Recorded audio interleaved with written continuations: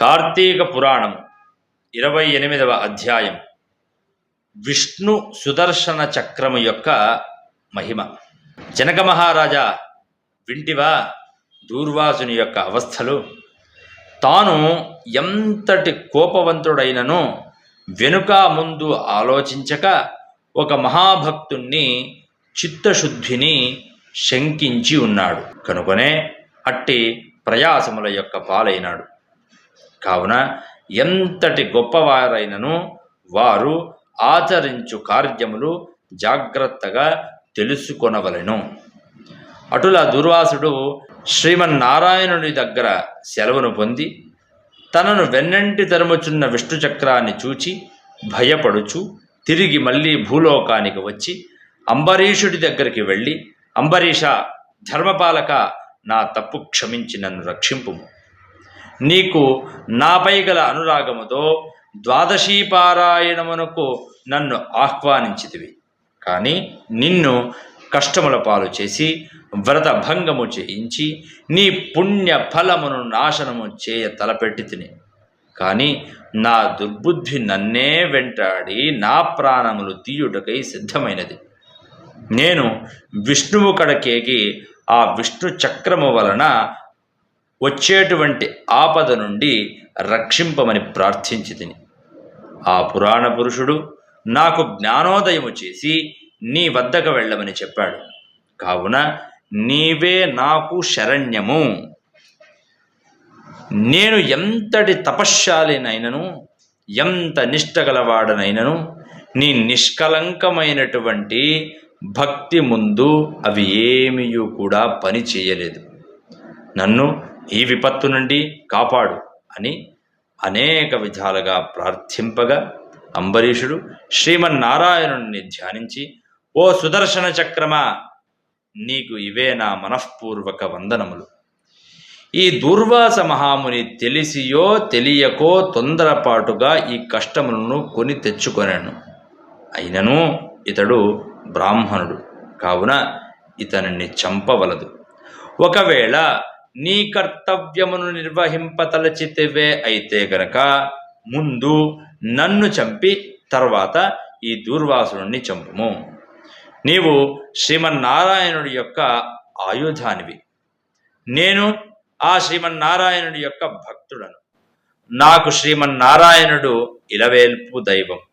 నీవు శ్రీహరి చేతిలో నుండి అనేక యుద్ధములలో అనేక మంది లోక కంటకులను చంపితివి గాని శరణుకోరు వారిని ఇంతవరకు చంపలేదు. అందువలననే ఈ దూర్వాసుడు ముల్లోకములు తిరిగినను ఈతనిని వెంటాడుచూనే ఉన్నావు కానీ చంపడం లేదు. దేవా, సురాసురాది భూత కోటులన్నీయూ కూడా ఒక్కటిగా ఏకమైనను నిన్నేమీ చేయజాలవు. నీ శక్తికి ఏ విధమైన అడ్డు లేనే లేదు. ఈ విషయం లోకానికంతటికీ తెలుసు.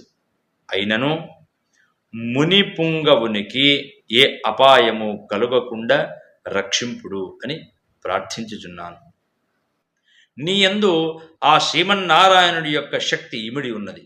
నిన్ను వేడుకుంటుండేటువంటి నన్ను, తర్వాత శరణు వేడినటువంటి ఈ దూర్వాసుని ఇద్దరిని రక్షింపు అని అనేక విధములుగా స్తుతించుట వలన అతి రౌద్రాకారముతో నిప్పులు గ్రక్కుచున్న విష్ణు చక్రాయుధము అంబరీషుని ప్రార్థనలకు శాంతించి, ఓ భక్తాగ్రేశ్వర అంబరీష, నీ భక్తిని పరీక్షించుటట్లు చేసి తిని కాని వేరు కాదయ్యా.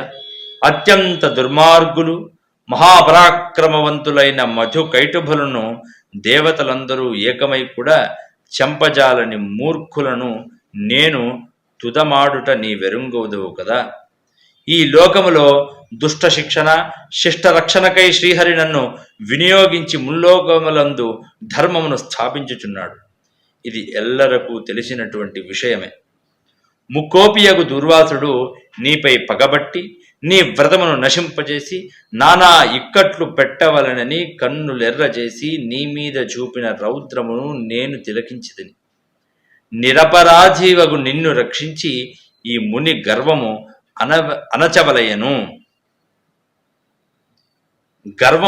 అణచవలయను అని తరుముచున్నాను. ఈతడు కూడా సామాన్యుడు కాడు. ఇతడు రుద్రాంశ సంభూతుడు, బ్రహ్మ తేజస్సు గలవాడు, మహాతపశ్శాలి.